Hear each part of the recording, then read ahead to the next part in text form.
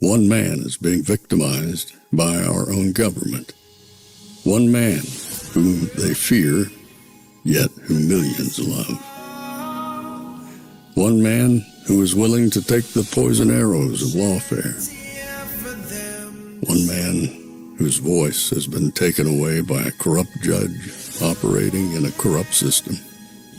One man who has been ridiculed and insulted. One man who refused to back down. One man who refused to back down. One man who refused to back down. One man who stands between us and them. One man that wants to see America protected again. One man who wants to see America prosper again. One man who understands that a man is a man and a woman is a woman. One man who understands and protects the blessing of life. One man who wants to restore American exceptionalism. One man who once again wants to make America that shining city on a hill for all to see. A place where all the people of the world glowingly set their eyes upon. America. One man who unashamedly wants to make America great again.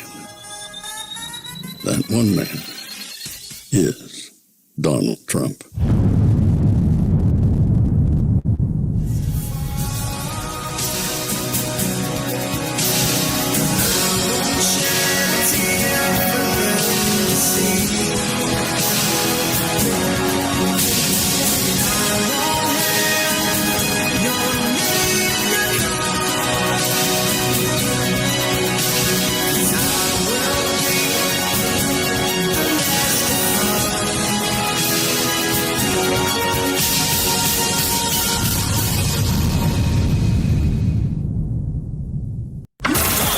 This is Fanfare with Barry Cunningham.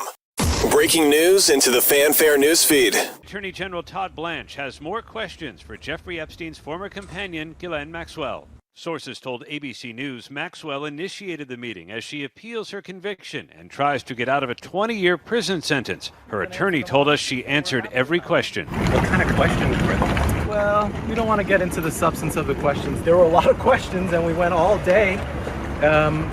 And she answered every one of them. She never just said, I'm not going to answer, never declined. It's almost unheard of for a convicted sex trafficker to meet with such a high-ranking Justice Department official, especially one who used to be the president's top criminal defense attorney. If this meeting were just to find out, does she have any information on anyone else who potentially should be indicted? Well, you would think that the Deputy Attorney General would have other prosecutors there with him who actually tried the case. He doesn't. And that does lead to the question, is this a legal meeting or is this a political meeting? Maxwell was convicted of enabling Epstein's abuse of women and girls. Annie Farmer, who testified against her at trial, questioned why Maxwell was granted a meeting with the Deputy Attorney General. It's very disappointing that these things are happening behind closed doors without any input from the people that the government asked to come forward and speak against her in order to put her away. You know, there were so many young girls and women that were harmed by her. The meeting with Maxwell comes as the Justice Department tries to quiet calls from Senate Republicans to release more information about Epstein and his interaction with high-profile figures. I want all the information out. Just put everything out, make it as transparent as you can. Release the damn files. The Justice Department said earlier this month it planned to release no additional information, despite an earlier commitment to do so. The Wall Street Journal reports Attorney General Pam Bondi told President Trump in May his name was mentioned in the Epstein files multiple times, along with other high-profile people. Days before the article was published, Trump denied it. Did she tell you at all that your name appeared in the file? No, she's given us just a very quick briefing, and in terms of the credibility of the different things that they've seen. So, Well, first of all, yeah, I don't have my white shirt on because I was out running around and we went to the dog park and I came back. I'm like, I got to get back on. So, because of all this stuff that's going on. So that's why I don't have my white shirt on. All right, so. Whew. Methinks the Democrats have screwed themselves. Methinks the Democrats, that was an ABC, hit piece. And they're trying to twist it all kinds of different ways, but this is what they were all screaming for. Now you're getting what you get. And they're all freaking out. Oh my goodness, what exactly are these people going to do now? They asked for it, they got it. And I don't understand how they're going to dig their way out of this whatsoever. So what am I talking about? So tonight, early tonight, let me see if I can pull it up here for you. Ghislaine Maxwell was given an immunity deal, albeit limited immunity deal, for her fruits of testimony. So what's a limited immunity deal? Basically, if we can use this, if you're telling us the truth, and if all these things work out, then we can do something for you. But you better make sure you're telling us the truth. Robert Barnes, who's an actual attorney, he posted this. He goes, this is known as use and fruits immunity. That precludes anything she says from being used against her as long as it's truthful. So she has received now a limited immunity deal during meetings with the Department of Justice. Oh crap, it's game on. And so as I told you guys earlier, don't listen to anybody right now who's telling you they know what names were given out. Nobody knows. It's got to be under lock and key, whoever she named during this entire process. But it must be good names. She wouldn't be given an immunity deal if that were the case. So she must have given them enough meat where they felt comfortable saying, all right, at least we'll take this and go verify it. And if we verify it as true, then the limited part will come off. Right now, you're okay. But if we verify it, oh boy, oh boy, oh boy, oh boy, oh boy. I mean, poop is gonna hit the fan. And so now, all of a sudden, the Democrats, they're stuck. This is what you wanted. Now, look what's gonna happen. You see, you were looking for these mythical files. You wanted files. Like, you notice what they kept saying in that piece. Donald Trump's name keeps appearing in the files. I don't give a crap what those files say because they've been in somebody else's custody for the last 4 years. You got to put anything in those, quote, files. But now what you're going to get is the actual person. It makes those files kind of obsolete when you're actually talking to a convicted person who's got the information. And so I told you I wasn't getting in on this because I didn't know how it was going to play out. And thank God I wasn't one of those people doing all this conjecture. Because now something's about to happen that will be newsworthy. There's nothing to talk about yet. I'm not going to get involved in all the no. We'll just see. And like President Trump, he named a couple people. He said Larry Summers. He said Bill Clinton. He said some hedge fund people. Okay, that's newsworthy. But Joe and Fred and Tom saying it? No, that don't mean nothing. It means absolutely nothing until we see more. So the news of the day, the actual news, is that she's been granted some form of limited immunity. And where they take it from there and what they get out of that, who knows? So now you're going to see people freaking out all over the place like they just did that hit piece. Why didn't we know about it? How come we weren't told? You're making an ass of yourself if you think that's how it works. It doesn't work that way. That also tells you now they're freaking out. Just watch. Don't do any texting. Just watch two things. Watch who the idiots are. They're going to go out there and tell you such and such and such and such a name because they're lying to you for clicks. They don't know. I'm sorry if I'm the one who's bringing you the bad news. They don't know. If they knew, they would have told you a week ago that Ghislaine Maxwell was going to basically start tweeting. And I don't mean in terms of like on a keyboard. She's out there singing. Nobody mentioned that. Nobody said that. So now that she's singing, I don't want to hear your speculation on who she's talking about. You're not going to know.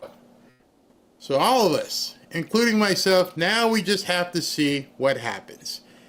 See what the moves are that are being made. See, it's going to be interesting, but we won't see it until it actually happens. And I just want you guys to know that. As you're traversing on Facebook and this place and that place and X, say, well, guess what? I heard so-and-so's on it. Oh, you're an idiot. You're an absolute idiot. You didn't hear crap. You're doing it for clicks to get people to look at your stuff when you don't know. I don't want to go down that road. Nope. As I said earlier, just repeat it once and I'm going to move on. I don't want to get into that kind of conjecture that could possibly harm somebody just because the rumor out there is, and then people start talking about it. The only rumor right now that has substance of all is what Trump said. Trump said Clinton and Larry Summers. I didn't know anything about Larry Summers. We had some idea that Clinton was on it, but we didn't know anything about Larry Summers. By the way, are all the people who are tweeting ever mention Larry Summers? If they never mention Larry Summers, now you know they don't know shit. It was easy to mention Bill Clinton's name. Everybody knew Clinton had the picture and everything else. Anybody mention Larry Summers? No, they didn't know that. They didn't know squat. Be careful out there. Let the information come instead of letting these people force it down. Or do whatever you want. I don't care. I ain't playing with it though. Not even gonna go there because it just isn't a story yet. Other than the story is she cut some sort of deal. That is a big story. Big story. Resort Gitmo. Resort Gitmo. That's too funny. Resort Gitmo is calling. Yes, for somebody. This is all a waste of time. Whether Maxwell says people will say she is not telling the truth. Yeah, they'll do that. They'll call her a liar. Whoever's not in the favor of this thing is just going to do anything to attack her. Same like you watch Law and Order. So excuse me. Did you are you testifying today because you cut a deal with the prosecution? Yes. Okay, so yeah, jury, you understand this person's in here and they're blah blah blah blah blah because they're getting a sweetheart deal. So that's what's going to happen. You know, you're absolutely right, Eliza. That's exactly what people are going to do. And, you know, if you want to swim around in that, yeah, good luck. I ain't doing it until we start hearing some good stuff. That being said, have you noticed all of the good things that are happening just like in the last week, maybe even the last couple days? You see, this show, I want to make this show all about prosperity. If you don't like talking about money, you don't like talking about all the opportunity before you, this would be a show that you might want to say, Barry, I'll catch you tomorrow so we can talk about some more other news. But man, if you haven't seen this stuff, it's going to really, really show you what's going on. Let's roll with it. Work from Alaska to the Gulf of America. President Trump is unleashing American energy and creating jobs for American energy workers. And all of this, of course, supports what's happening. President Trump also unleashing nuclear. 4 EOs that he signed about 6 weeks ago, billions of dollars of capital flowing back into innovation into the nuclear business. And then with just 2 days ago at the winning the AI race, important critical race that we have against China. We can't do that without electricity. President Trump, 3 more executive orders this week unleashing the American artificial intelligence industry. So again, incredible work in the first 6 months that he's done. When historians look back and they say, wow, how did America turn itself around 180 degrees in such a short period of time? How did America win the AI arms race? They're going to look at President Trump and his actions and say, this was 6 months right now that changed history. The speech that President Trump gave at that summit 2 days ago, probably the most significant technological speech that's been given since JFK said we're going to put a man on the moon. Did you see it? You see, unless you tuned into me, or maybe RSBN or a couple of different other, maybe RSBN. Let's see who else may have covered it. You probably didn't see it. It was the most consequential speech for economics I've heard in quite some time. In addition to that speech happening, where President Trump laid it out there and said, here's what we're going to be doing with AI. And then he did another speech, here's what we're going to be doing with Bitcoin. And then he dropped executive order after executive order after executive order, all in the last week. Unless you were paying attention and searched it out, you didn't hear it. Right over your head. None of the networks, almost including Fox, have not covered the opportunities that are now being availed to you at any level that you're on. The misnomer, the complete misleading prevailing thought is, hey, I'm on a fixed income. I can't deal with this. Like there's no opportunity for me. Wrong. Absolutely wrong. The only thing holding people back right now, assuming they have their faculties about them and they're physical enough to do some research, is your mind. I can prove this to you because I'm in the process of teaching a couple people in my family. Hey, okay, go here. I don't know anything about this Bitcoin stuff. I don't know about AI. Okay, here's what we're going to do. We're going to start you off in training wheels, just like when mom and dad showed you how to ride a bike. There's no way you could ride a bike unless you rode it and fell off of 3 or 4 or 5 times. It's the exact same thing. It's the exact same thing when, guys, you went on dates. Not every single woman said yes. Did you stop, or are you married right now? Yeah, you're married. You kept going. You had to learn. And I see people having a defeatist attitude, yet at the same time, I'm watching what they voted for. It doesn't make any sense. You are going to feel compelled to think that it's not working if you're not seeking out the information. That's the biggest problem we're seeing right now, is that there would be no way this next election would even be close if people knew what the hell was going on.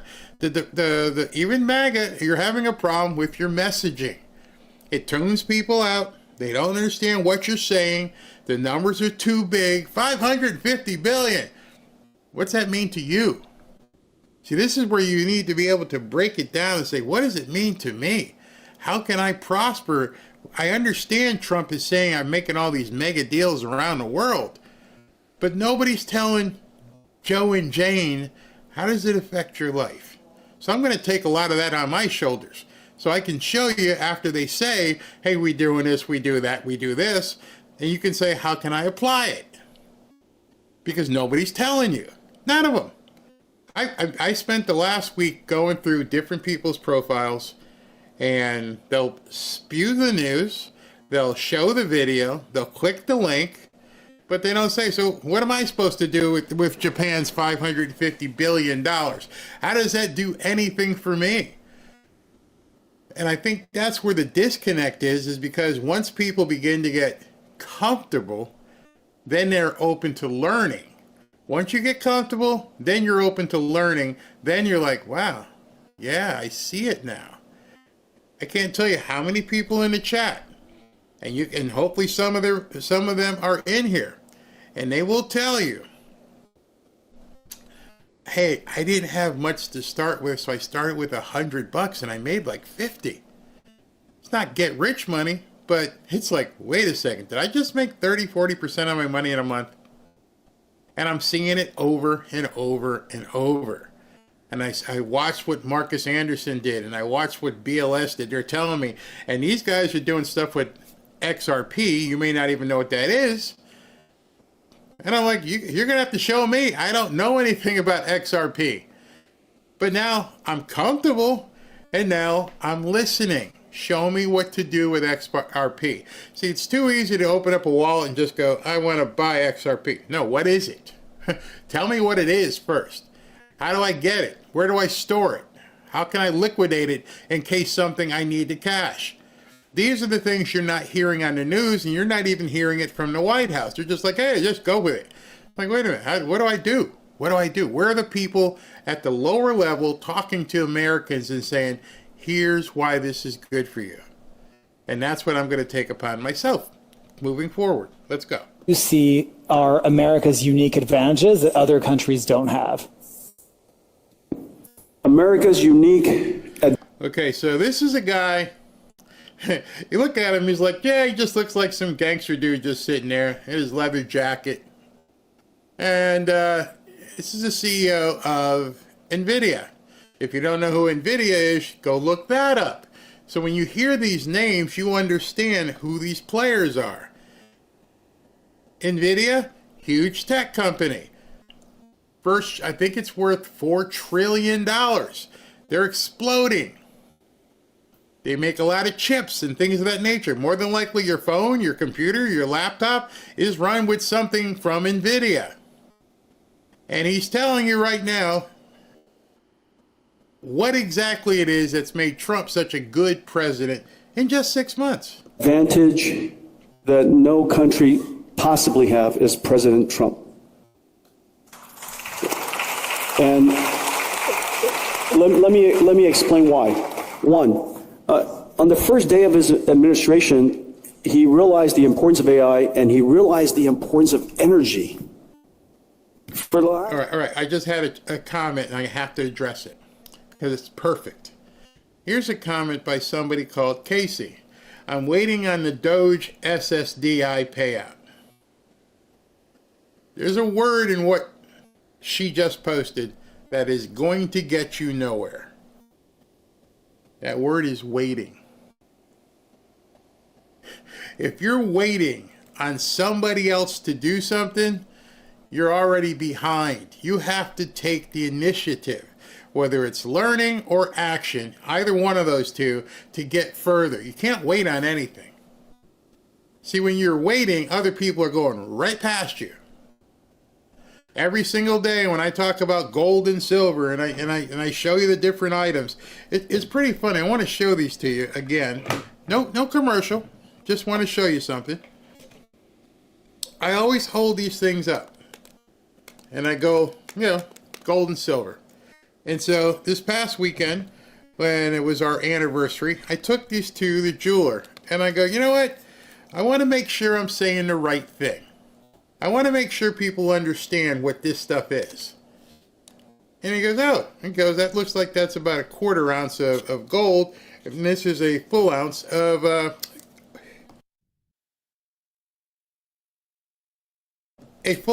silver. And he goes, that one, that's probably about right now $850.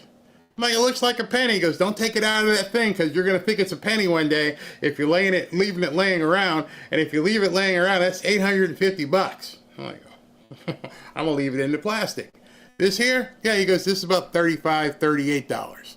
So I'm sitting here right now with, close to $900 with just these two items. Just these two. So the next question I had to him was because, I figured people here might have that question. Is like, hey, listen, if I ever got in a pinch, what can I do with these? And he laughed at me. Like, what are you laughing at? He goes, you need money? Anybody in the jewelry business, even in a pawn store, you bring this to anybody and they're going to cash you out. And I'm like, how much are they going to take from me? Probably not much because it's pure gold. If it's worth $850, they may give you, $750 on it so they can make $100. And I'm like, it's that simple? He goes, it's that simple. There is no way this is ever disappearing. That's it. Bring it in. And I'm like, you know what? I need to do Robin Hood. Get these guys some friends. We need to get some of these people friends. Get him some friends and give him some friends. And they're so easy to store, you can imagine how many of these you could pack in a safe. I mean, they look like nickels. They look like copper nickels. So there's no waiting. It's on you to understand what's the best thing I can understand. Is it XRP? Is it Bitcoin? Is it silver? Is it gold? What makes most sense to you? Most women, you walk around with a fortune and don't realize it. You probably got bracelets and rings and all kinds of stuff. And I even said to him, I go, I have a big hand and my ring is pretty big. And it's, do you test it? And he tested, he goes, yeah, you can sell that too. I would never do it, but it's liquid. It's not something you're like, well, I don't know what I'd do if I had that because I can't get rid of it. No, you get rid of it. It is the ultimate in currency. In fact, in some places, it's probably worth more than your dollar bills. But you have to know this. You have to, walk. Don't take my word for it. Go into a local jeweler and say, listen, if I had some gold and I had to get rid of it, would you buy it? If he doesn't, if the jeweler says he wouldn't, I'd better find another jewelry store. Like, oh yeah, I'd buy it in a heartbeat. Don't wait. Take action. I don't know how many years, energy production was vilified, if you guys remember. Yeah. We can't create new industries without energy. You can't reshore manufacturing without energy. You can't sustain a brand new industry like artificial intelligence without energy. If we decide as a country the only thing we want is IP, to be an IP only, a services only country, then we don't need much energy. But if we want to produce things, something as vital as artificial intelligence, and we need energy. And so I'm just delighted to see to accelerate AI innovation, to accelerate the growth of energy so that we can sustain this new industry and go after the new. This is not. So I have a question for you. Very simple question. I'd like you to go on any of the channels of the other people. CNN, MSNBC, NBC, ABC. I'd like to go on any of the X profiles of some of these people. I'd like you to go on any of the Facebook profiles of some of these people and understand over the last 4 years with Biden and Kamala, have you heard any of these people pushing AI? Have they been pushing about the energy needed for AI, or have they done just the opposite?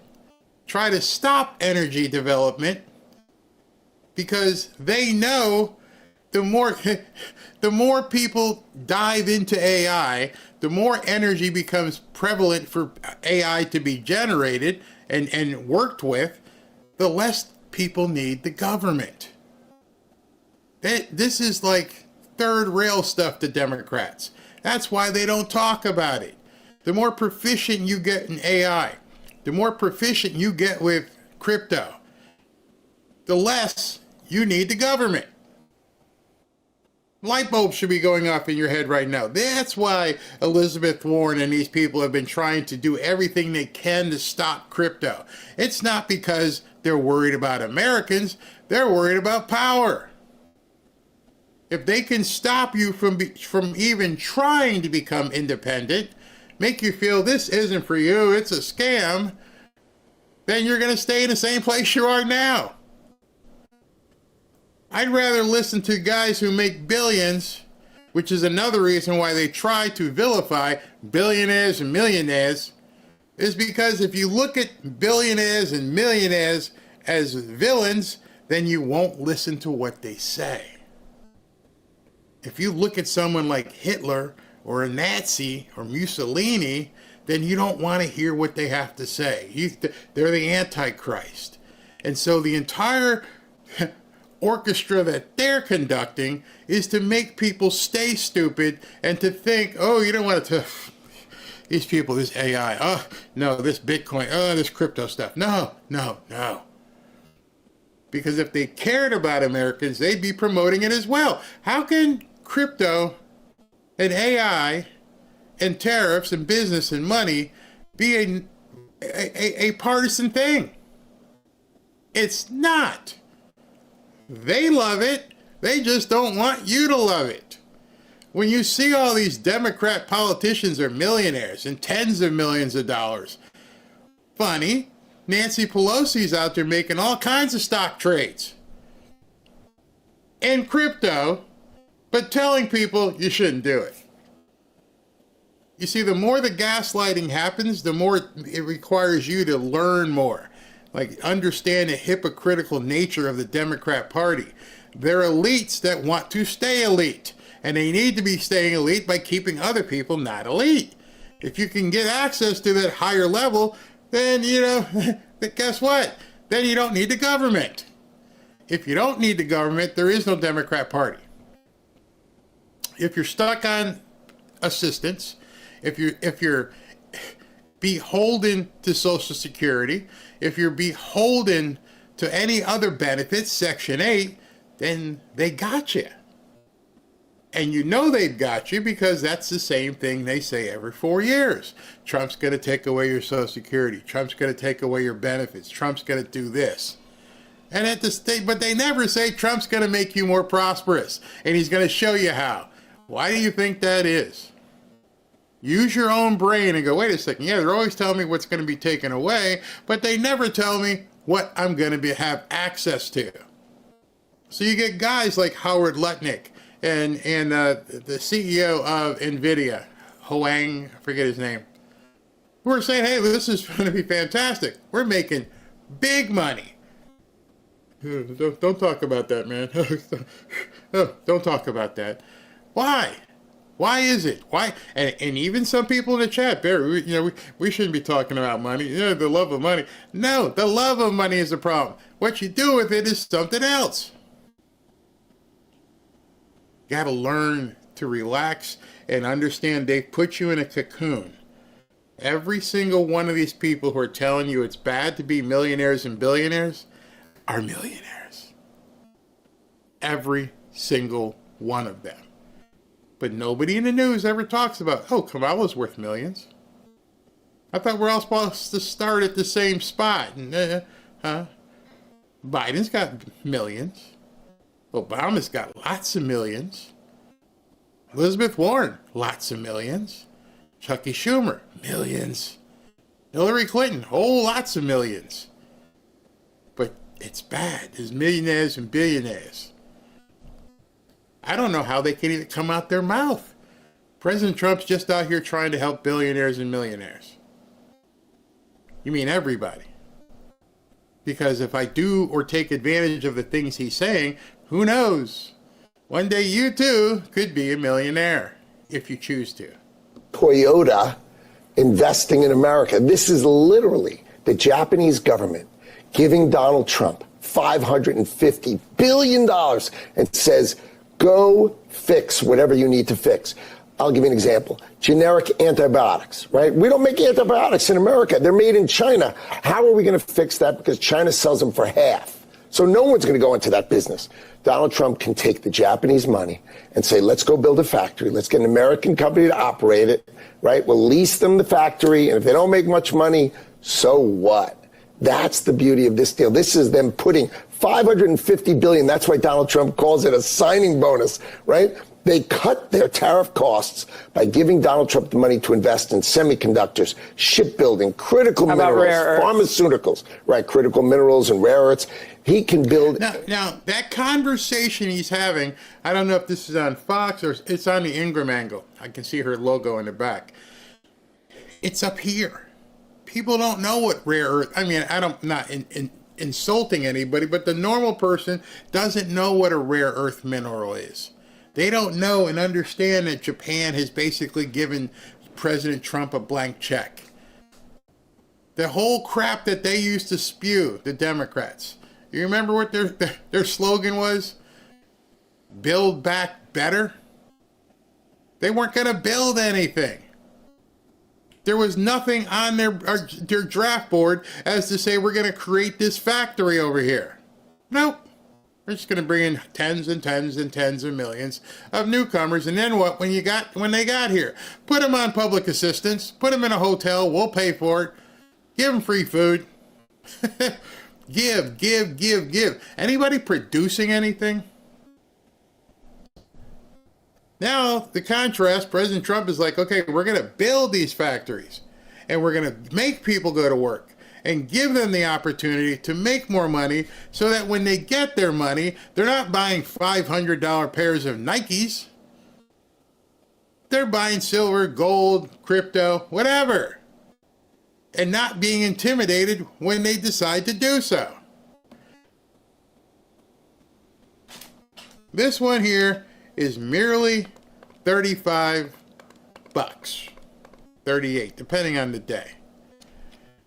A Tesla stock, one stock, is like $3 today. Let's say what the price is today. Tesla, I believe, closed at around $312, $315 maybe, for one stock.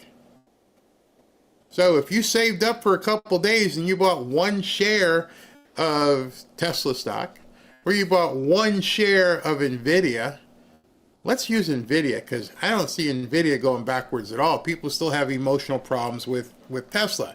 Let's say you bought one share of NVIDIA and you bought it for 170 bucks. Let's look real quick. What's NVIDIA's stock price? Hold on. Let me give you a working example. Okay.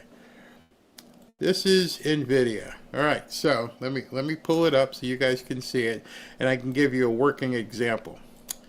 All right, NVIDIA right here. Hold on, let me pull it up just so you can see it. All right, here we go. This is NVIDIA stock. Let's say you bought one of those stocks. You're gonna buy $174. And you're like, I got extra $174. Let me go ahead and buy NVIDIA. And then you're gonna call me back tomorrow and go, Barry, but it's down 0.14%. Well, this is one inning in the baseball game. That's today. Let's see what the last 5 days were. Last 5 days is up 0.36. How about the last month? Oh, it's up 12%. So if you had spent back then, I don't know, 165 bucks or whatever, you would have made 12% on your money in a little under a month. Then you annualize that and you're like, wait a minute, did I just make 144% of my money? Because now you have to realize that's what true investing is. Let's see what the 6-month price is. If you had bought it 6 months ago, you would have been making 46% on your money on that one stock. Let's say that what the price was 6 months ago was, let's say you got in at 150 bucks. You know what? I got an extra 150 bucks. I'm not going to go to the movie or the bar tonight. I'm just going to buy one share of NVIDIA, and I'm going to make 46%. And that 46% would now be, that's almost half, would now be worth, whatever it is here. That's how rich people get rich. They don't look at it as an ATM. It's like, wow, 6 months, I made 46% of my money. What is it in the last year? 54%. That means if you put up 170, you made 75 bucks. Not going to get you rich, but you're learning. They want to buy one stock. And I impart this upon my sisters and other people, and I'm like, this is what you need to do, and that way you can learn. And don't look at it every 5 minutes. What's it up to now? No. Let it sit. Let it cook. You can see what they're doing here. You understand where the puck is going. And so you don't have to have $5, $10, $15, $20,000 to do this stuff. You take 175 bucks, 200 bucks, and buy yourself a stock, single stock. And then you can learn. You're actually in the game. By the way, once you buy the stock, now you can dial into the stockholders' calls. And you can hear what they're talking about, what they're doing. Instead of eating a sandwich and watching Murder, She Wrote. I'm not denigrating anybody. I'm just trying to show people the opportunity that's there for you to take. So that when they're talking about the millionaires and billionaires, you understand now, wow, if I had $1,000 and I had put it in NVIDIA 6 months ago, I would have 1,500. Wow, if I had $5,000. If I had $5,000 6 months ago and I put it in NVIDIA, I'd have 7,500 bucks. Wow, if I had $10,000 and I put it in NVIDIA, I'd have 15,000. But nobody teaches people this stuff. So when you're seeing these names of these people who are on stage and what they're saying, listen, look them up, understand. Hey, he's telling you, hey, we're going to do this much with energy. We're going to blow it out with energy. We're going to do everything we can to get as much energy as possible, because without the energy, we can't do the AI. So a prudent person would sit back and go, what energy stocks might I want to look at? Who's going to get into this and start building more electricity, more liquid natural gas? Who? These are kind of things I listen for when I'm hearing these people talk. Like, where's the opportunity? Because they're not going to come up with a blink and, oh, by the way, make sure you go ahead and buy ABC Energy. No, you just have to listen and research. And I'm like, okay, so everybody right now hearing this knows energy is going to be at a premium. Now you just need to find the companies that are going to be investing in AI, and possibly, disclaimer, not telling you, but if you feel comfortable, look at investing in one of those companies. It's not brain surgery. They make it seem like brain surgery so you never do anything, that you, quote, wait. But if you waited on NVIDIA, and you're 6 months ago, you could have made 60%, and now you're seeing how rich people make money. They play in much larger numbers. Imagine somebody said, listen, I'm going to put $100,000 in NVIDIA. And by now they've just made an additional $50,000. They made more in the last 6 months than some people make in a year. Double that. Real rich people. They put in $500,000. They made $250,000 in the last 6 months. They don't teach this in school.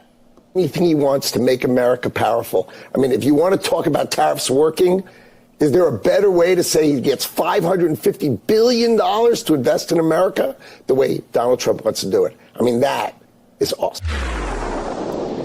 Okay, so this is a good question. This question here comes from Christy. And Christy says, do you have to pay taxes on profit from stocks? Well, that's one of the things that President Trump is trying to push through. He's trying to push through no capital gains. The capital gain is you bought something for X, it's now worth X plus 10, and then you'd have to pay taxes on that 10. And what Trump is trying to do is do away with capital gains. You know, from a real estate perspective, if I buy a house for $100,000, and again, this is how rich people get rich.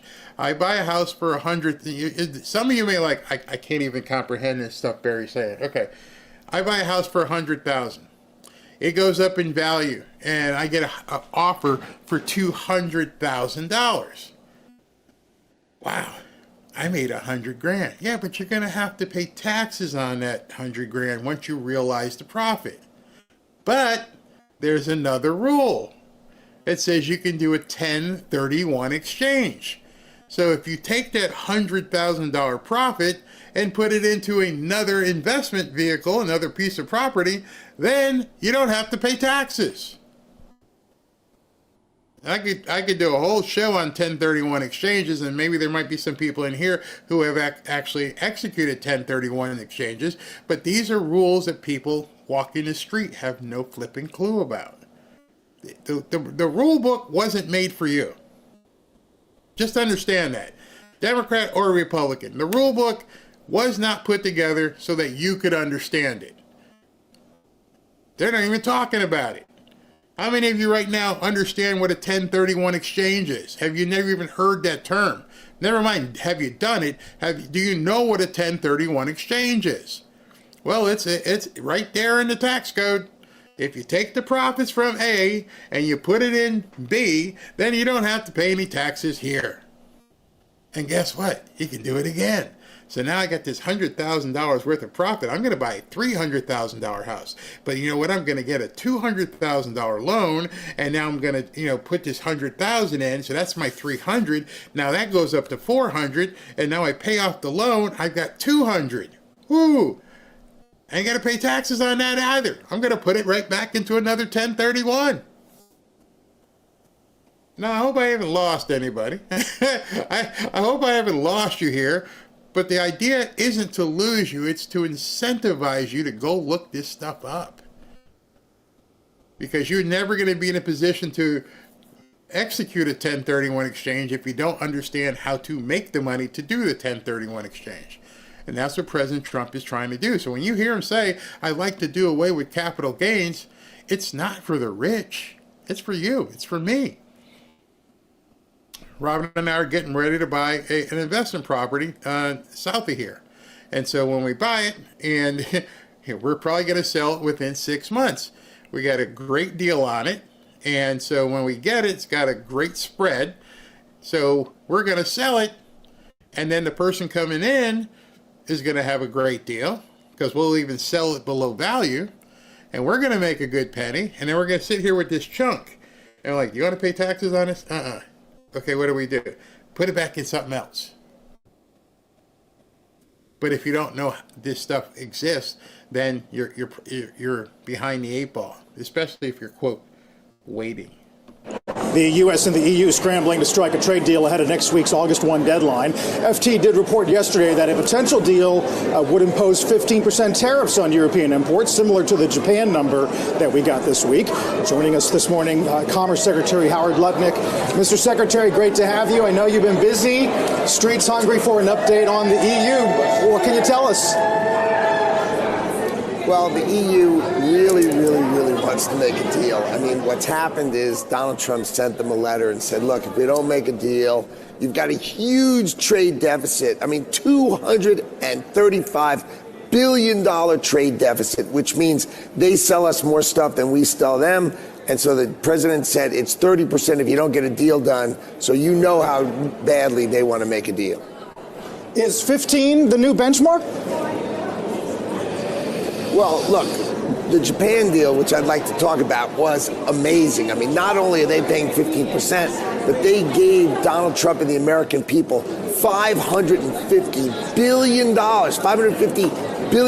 to invest at our and Donald Trump's discretion, the American people's discretion, to build in America the things that Donald Trump wants to build.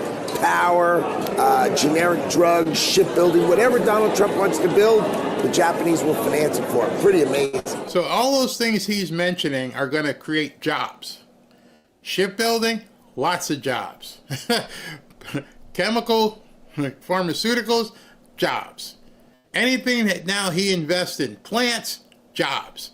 And it's funny, again, this is a perfect example. Here's somebody, I don't know if it's a troll or what, he's like, sounds like the Rich Dad channel. I ain't selling you anything. I'm not selling a course or buying my book. Nope. This is just free information. And if people here, like you've got your picture there with a tinfoil hat on, that's on you, bro. Not me. Robin and I are getting ready to close on this house. We're doing it. I love when I see people like, oh man, this sounds crazy. It's not for you then. See, it's very simple. If you want to win, you got to stay around winners. That's pretty much, that's it. Look at who Trump put in his circle. When you look at who he put in his circle, he brought in winners. People who have actually done it. Compare that to Biden's circle. These people didn't know how to do anything. Howard Lutnick, Scott Bessent, all these people that he's brought in to do certain things have actually done it. They speak the language. And the people like the guy with the tinfoil hat they don't get it. And they to them it's denigrating or offensive, and they try to talk other people out of being successful. They just think it's a pipe dream. My dad, as I've told you, came over here from Jamaica. He didn't have any money. It wasn't like, he was born on Palm Beach and his father shopped at Worth Avenue. But he did learn from some very influential people who said, this is what you need to do. And then he sat my butt down and said, this is what you need to do. The problem is our kids, our grandkids are not taught the things that other people teach their kids. The guy who I worked with, billionaire, wanted to, he owned Florida Panthers at one time, tried to buy the Miami Dolphins. his son was giving a trust fund. But when his son was a screw up, he was like, this is what you're going to have to do.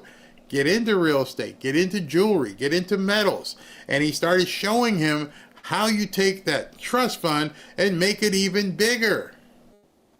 So it's not Rich Dad Channel. It's actual common sense if you understand finance. And that's not meant to put anybody down. It's to stop and pull the self-limiting beliefs off of people, especially the ones who are trying to keep you in your place. I don't care. When I log off right now tonight, and I'm going to go out there and sit with my wife, she's already got it up where we're going to be looking at other properties. I'm doing it. In fact, we're doing it so much and getting back into it. When Ashley comes down here on Monday, we're going to take her to see a couple properties so she can understand what she's looking at to field some of the phone calls, because things are exploding here. So understand, this is not a get rich quick thing. It took me a long time to learn about real estate. Right now, you got 3 years to learn about this stuff. Mr. Secretary, I thought that was an incredible gift. It had to happen. I am very concerned that if there's no deal with Europe, what they'll do to our service companies. It's the only thing that they ever really take from us anyway. How do we protect these great American companies? Well, you're right. They attack our great tech companies every day. They have this DST, Digital Services Act, a Digital Markets Act, also another tax on American technology. And so we're trying to beat that back. And in these trade deals, we talk about it. Look, we think it's reasonable that these companies pay fair tax in Europe, but we've got to stop this onslaught of this regulatory onslaught of our tech companies. And Donald Trump's got these tech companies back. And we're working on it. You saw we got rid of it in Canada. We got rid of it in all sorts of countries. They knock it down. That's one of our key objectives. And let's talk about Korea for a second. I don't know what's going to happen. There's no deal before August 1. But I've got to tell you, they have plants in this country. But when you look at the plants they just assemble, all the IP is from Korea. How do we get them to be serious about the plants that they have here? Before he answers that, I want to answer that, because that might be a term. Again, these people talk on a level, and there's no notes that come on the screen. So when he's talking about IP, he's talking about intellectual property. Intellectual property has extreme value to it. It's basically, if you were the one who designed this phone, you have intellectual property. This is Samsung. So Samsung from Korea designed this phone. Where'd they get the design? I don't know. They had professors and people sit down and come up and create this phone. They own that IP. And people from China have been stealing American company IP. They wait until you put something on the market and they quickly reproduce it at a much lower fee, and then they can undercut you in the market. That's what President Trump is trying to do. The Democrats, they're fine if you undercut an American company. Sell your cheap stuff here. Bring as much stuff from Alibaba as possible. We want to keep the poor people being able to buy the dollar store. Not there's anything wrong with buying the dollar store, because Robin and I go in the dollar store quite a bit. But we don't have to. We choose to. What the Democrats want to do is keep you shopping at the dollar store as if that's like Saks at Fifth Avenue. So they need to have cheap goods so that the people who are on government assistance can buy certain things. And once you sit back and look at this picture and go, they don't want you to be prosperous, because then you're going to be able to do the other things at which Howard Lutnick's saying, hey, listen, we're going to create factories. They might be a little bit expensive. They'll be more expensive than the dollar store, but it's better for the United States. Every time I hear people saying they're complaining about it's going to be more expensive, we didn't have those conversations 20 years ago. 30 years ago. I don't mean to sound like an old man. It's because there was a time when we actually built stuff here. I grew up in Connecticut, and there was a huge factory, massive, called Fuller Brush Company. And the Fuller Brush Company, as you would think, made brushes and all kinds of stuff, even the toilet brushes. What happened to them? They went out of business because they couldn't compete with China. So massive industries, the steel industries, they all went bust because they couldn't compete on price. Because once somebody figured out they can buy something cheaper, like, well, I'm going to buy the cheap stuff. And it killed the American economy. Over and over and over again. Look at the name of your stereo. Look at the name of, all kinds of things you can look in your house. And what happened? We got used to not thinking. And it's taking some time now, because now I didn't even used to think, hey man, that light right there is pretty good. Why don't you just buy it? And I'm like, okay, is there not an American company that makes this stuff? It's very hard to break this. Very hard. What happens is when it comes into the country, you put a tariff on it. So if you bring the engine in, you pay the tariff. If you bring the parts in, you pay a tariff. So if you tariff the parts, you capture the idea, and we're all over that. Now, the Korean manufacturers, they do produce plenty of cars here, but as you pointed out, they tend to bring a lot of things in from overseas. That'll get caught by these tariffs. And the Koreans also, like the Europeans, they very, very much want to make a deal. And when they saw, you could hear the expletives out of Korea when they read the Japanese deal. Because the Koreans and the Japanese, they stare at each other. And so you can imagine what they were thinking when they saw that Japan made that deal. They were like, oh, man. And, of course, they're going to be in my office today talking. See, that's the other thing people aren't realizing, but the effect on other countries. Because all these countries have to compete as well.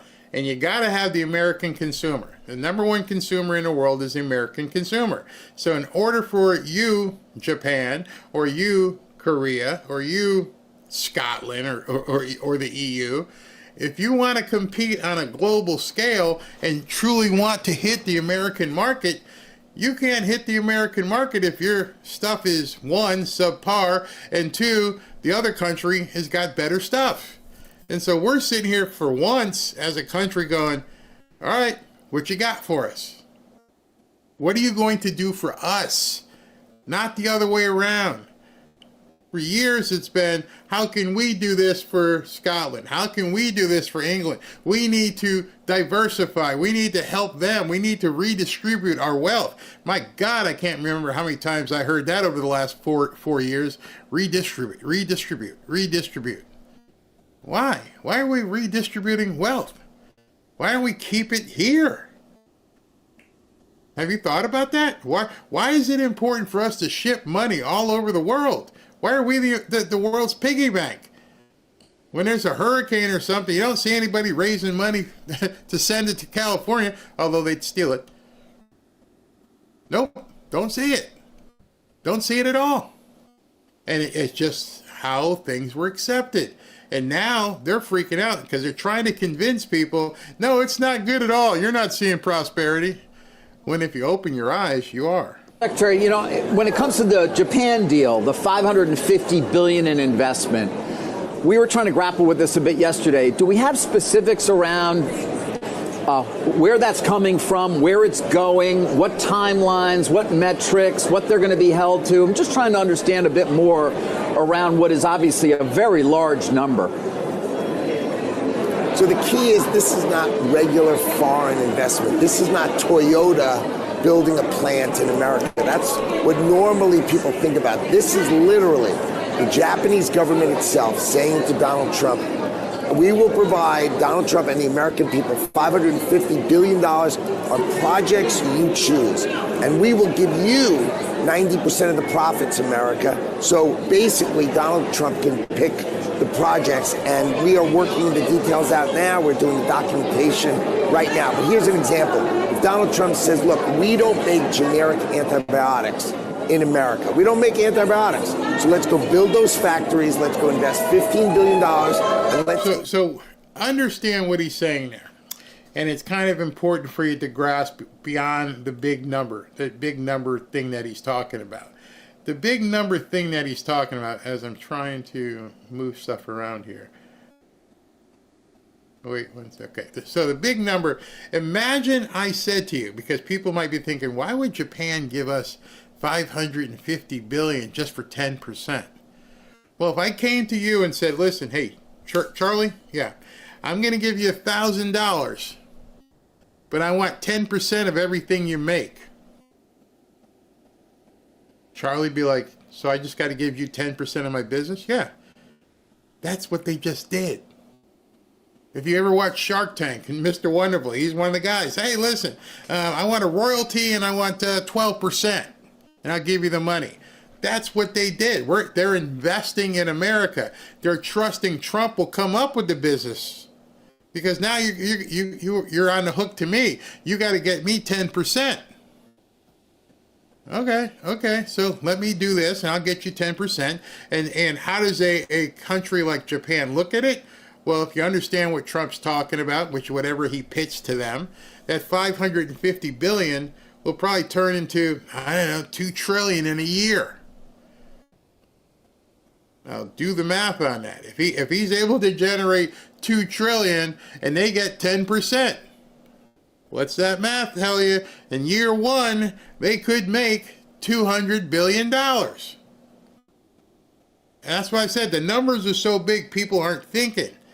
You know, wow, so yeah, we could do, and that's 1 year.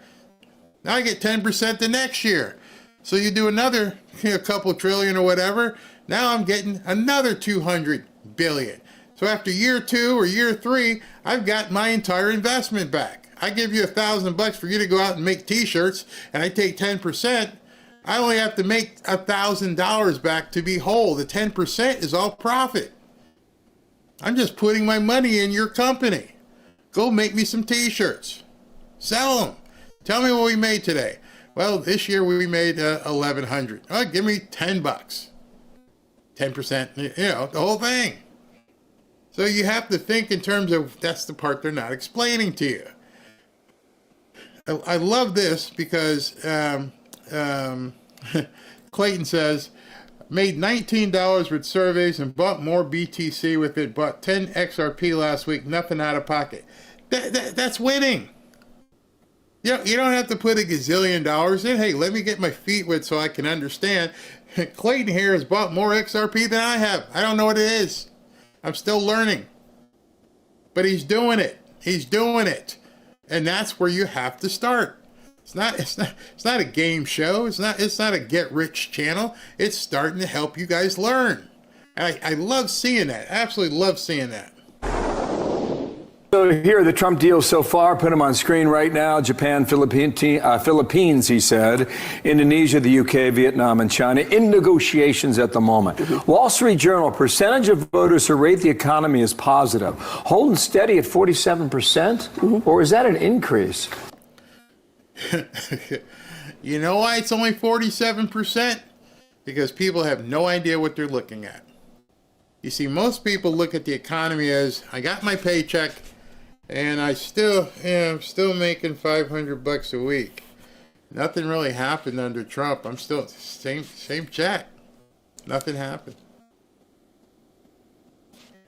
Let me go to the grocery store. Well, I bought this and bought that, and with my only $500, yeah, some stuff was cheaper, but I don't understand what he's supposed to be doing.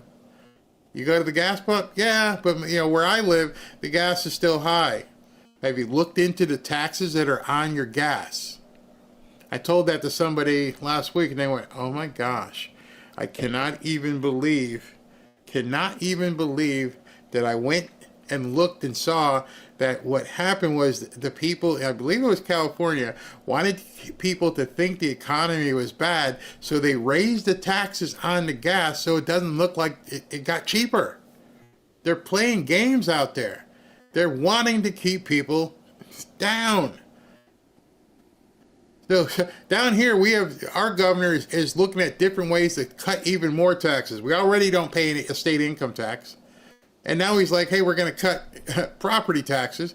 And in other states, they're jacking taxes up because they know the people have more money.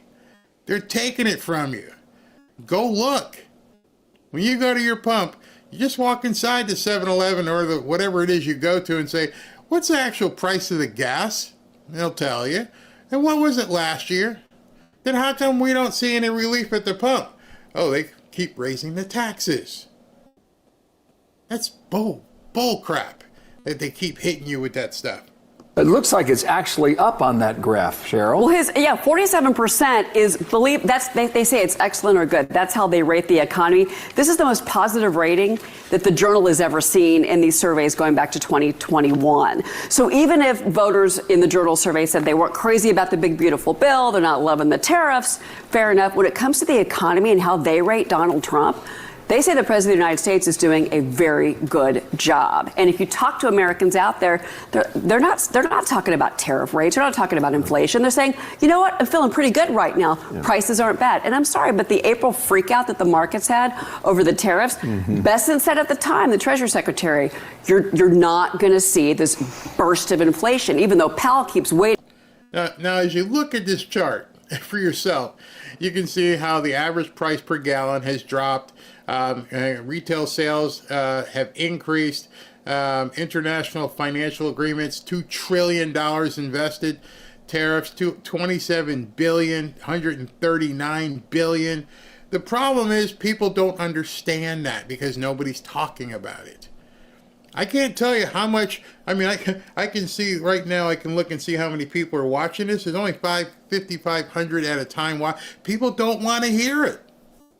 It's simply amazing. That's why I have to find like a time of day when it doesn't really matter. I already did a news show earlier, but people don't want to hear it, which is amazing to me, which means there's plenty of opportunity for you. See, that's the biggest thing with all of this. The more people who ignore it, the more opportunity there is for you. You can't lead this horse to the water and make it get in. Forget the drink. They don't want to even get their feet wet. They're terrified. The ignorance is blinding them. They'd really rather go out and look at Ghislaine Maxwell. What's going on with that? I'm like, are you spending any time looking at this stuff? Nope. Bothers you? Pisses you off? Makes you feel insignificant? It's because of you're not competent in it.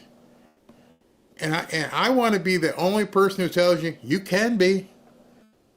The only thing stopping you is your ability to do your own research, and there's people here in this chat who can help you. Don't buy anything from anybody. You don't have to do that. Hey man, how can I find out some more information on XRP? And I'm sure there's people in here who'll tell you.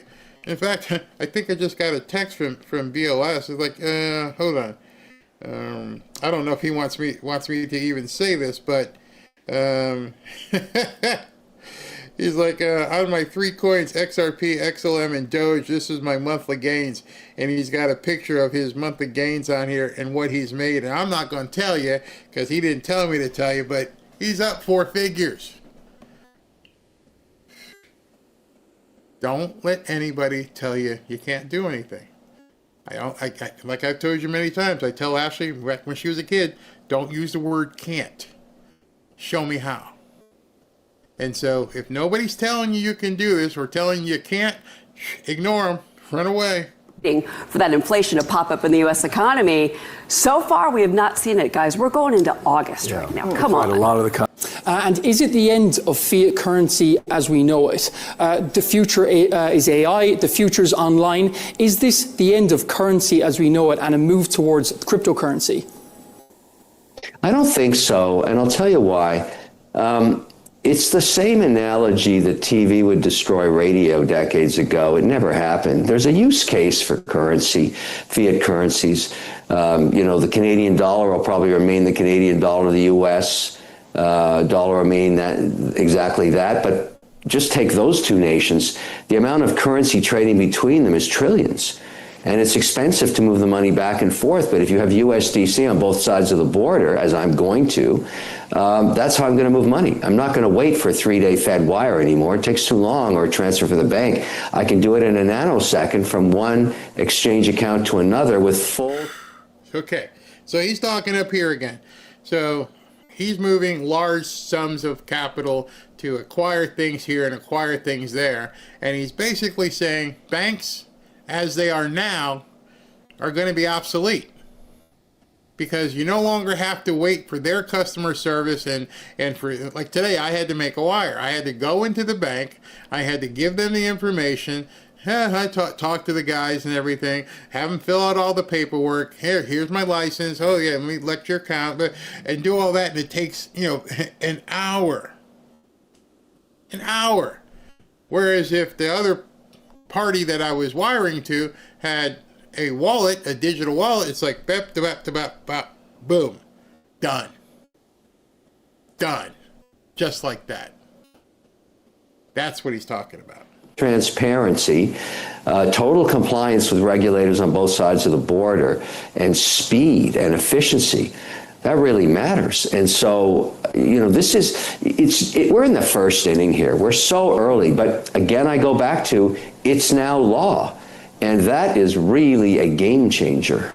What we've got here is a beautiful thing. We go from 25% to 15% on autos for Japan. That was part of what President Trump was trading. The sneaky great thing about this is the $550 billion that we're going to get from Japan, and essentially as a blank check to invest in America. And the thing that really needs to be understood here is it's going to be used to basically cure our supply chain vulnerabilities. Okay? This is really important. We've seen in the pandemic that we were exposed on pharmaceuticals. We know we've got a chip problem where too many of the chips are made offshore. We've seen recently with China their export restrictions on things like gallium, on rare earth magnets, critical minerals. And so this money, and Howard Lutnick, the Commerce Secretary, I think is going to be the symphony orchestra guy on this. We are going to figure out every vulnerability we have in our economy and make sure that we close that gap with now the help of the Japanese. So for me, that's the big thing. Now, the other thing to keep in mind here is, because I know you're going to ask me about what's happening with the EU and things like that, what this deal does, as what the Indonesian deal did, is it spurs other deals along, right? In this case, right now, we're in a situation where, for example, German cars are going to be at a disadvantage now to Japanese cars because it's a 25% tariff on German. Same thing with Hyundais from South Korea. So I mean, it's just watching the boss. I mean, I'm almost getting tired of winning, but I don't think he ever will. Okay, but as I watch him, he's like a maestro. He wasn't doing a Japanese deal. He was doing a synergistic whole deal with the rest of the world. This is just one part of that chess game. Who is responsible? When you hear other people of that caliber saying that they can't even believe what they're seeing, that should tell you something. We're tapped into something that other people, you see Howard Lutnick, he's always walking around with a big smile on his face. And Peter Navarro says the boss is doing things that nobody has ever done. Ever. And so one of the things, again, this guy being a New York developer who built half the skyline in New York City, he goes over to the Federal Reserve yesterday, as you guys watched if you were with me. And that alone must have sent a shiver up the spine of Jerome Powell. And then what happened when he called him out and said, hey, you've overspent by $3 billion, it freaked out Jerome Powell, but more importantly, it freaked out the media. They couldn't run cover for him, so they had to lie and say that Jerome Powell fact-checked Trump in real time, which he didn't. He couldn't even respond. So here's Russ Vought here, who Caitlin Collins is over here trying to run interference for Jerome Powell. You're a news reporter. Isn't it important to you that they're $3 billion over budget? Isn't that the story? I mean, if you're looking out for the American people, don't you care that they're $3 billion over budget? That's your money, right? Right. Nope. They have to run cover for the government. And there couldn't be a better picture for you to see. Yesterday he calls him out. Yeah, hold on. It's right here. $3 billion. Well, that's for another building. Oh, it's the same project, you idiot. But instead of a good reporter would be like, how can you possibly be $3 billion over budget. Let's dig in here and find out. Nope, not Americans press. Americans press is, why are you bothering the government? Why are you making, listen. Giving the president accurate information about what the cost is, because Fed Chair Jay Powell was correcting him on live. No, he wasn't. What the president pulled out of his pocket. No, the president pulled out of his pocket a page from the FOIA request of the Fed's own internal documents that is available on their website. So it's when available he said for there's a third building, you're saying he's wrong? No, what the president is saying is the entire construction project that's going on, which is a build and renovation project over the last number of years, is currently at $3.1 billion. And what the Fed chair was saying was, no, you have to take one of the buildings out of it. Well, no, it's all one project on the whole complex. I can't even believe Kaitlan Collins doesn't even want to hear it.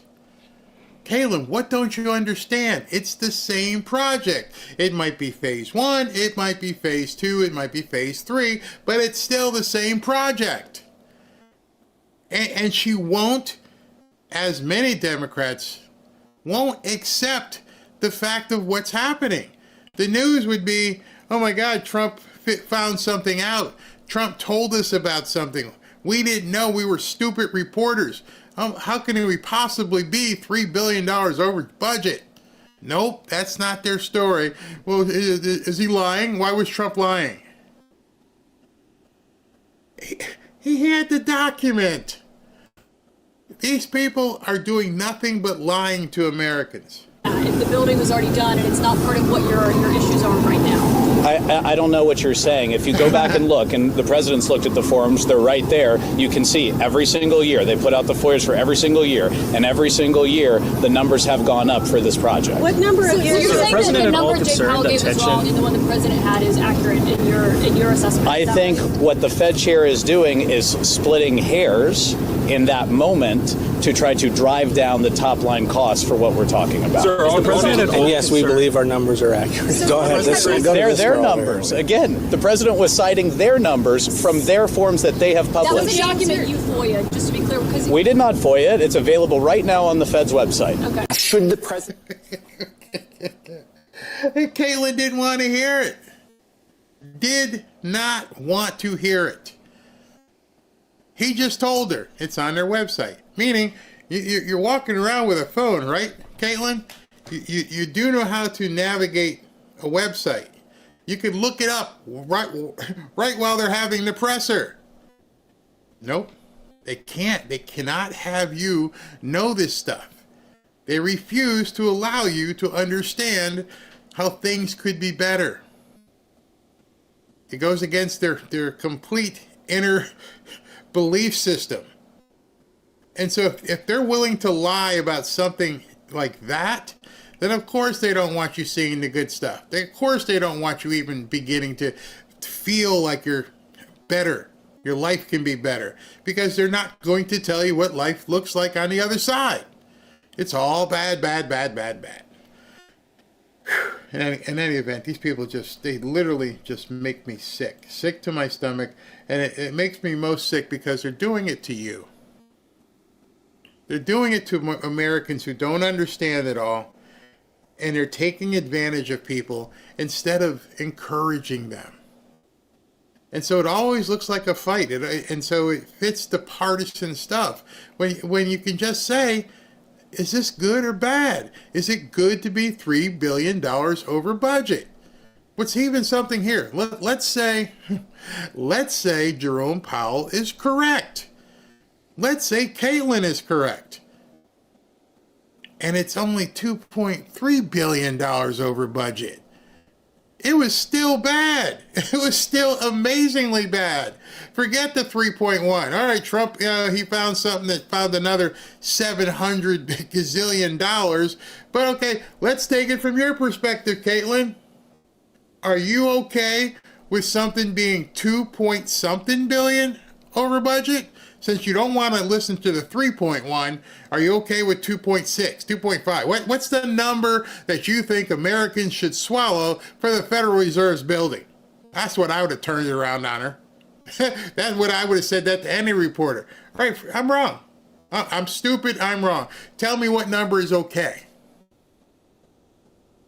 And then I would just shut up and listen to her contort and put herself into financial twister. And she's doing all this kind of stuff because they can't answer the question. And President Trump, regardless of the number, he exposed that. You see, when you listen and go between the lines, even when Jerome Powell said, oh, it's not that bad. Just how flippin' bad is it? Oh, it's only $2.1 billion over budget. Oh, that's all? Okay. What would you do if somebody, and that was asked, if somebody was billions of dollars of over budget? I'd fire them. So, you guys in the chat, what would happen if you're building a house and it was supposed to be built for 200 and they come in and, hey, it's like 450 now? Huh? First of all, we'd never get there. Again, that's not something Caitlin understood. Caitlin could have asked him, how did it get to 2-point-something billion over budget? Mr. Powell, how did it even get there? Who authorized you to write a blank check and keep spending the money? Who didn't do the monitoring? Who didn't oversee this project? Are you the person who's supposed to oversee it? How the hell are you $2 billion over budget? She wouldn't be able to answer. Let me take a second to talk to you guys about the new Trump knife here. I showed you guys in the previous show. Let me hit you back again. Those of you guys know, I've been showing you guys this Trump red knife for quite some time. It's a great knife. Many people here have purchased it. However, the people from Patriot Addict have a new knife. This one's called the Signature Line, and it's got President Trump's signature on it. And so when you look at this knife, it's basically the same knife mechanically. It has all the same features behind it. And see, it's about the same size. But it has 45, 47, and the big difference, well, there's two big differences to this knife. One, they've made it a lot sharper. This blade is very, very sharp. And then secondly, it has Trump's name etched into it. Let me get the light on it. There we go. There's the light. Put it this way. There you go. His signature is on it. So, you get this new knife. This new knife can be yours. And it normally retails for $70. But, you listening? Are you really listening? You can have this knife for free. All you have to do is pay shipping. About $14-15. This knife comes with the window breaker right there, and it comes with the seatbelt cutter right there.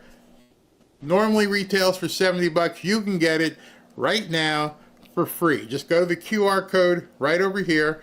It's a free knife. Just pay for shipping, $13, $14, $15. Just pay that, and they will send this knife to you.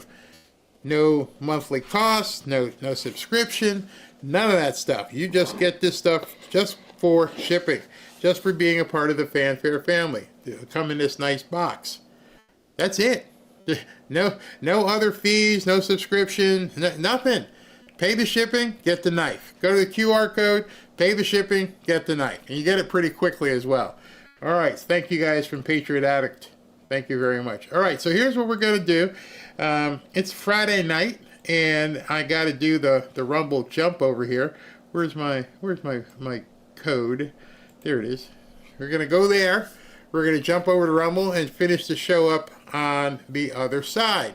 So I'm going to play the break music, and then when you come back, we'll be on the other side. We got a little bit of music, and then we're going to get right back into this show. All right, so get ready to jump over.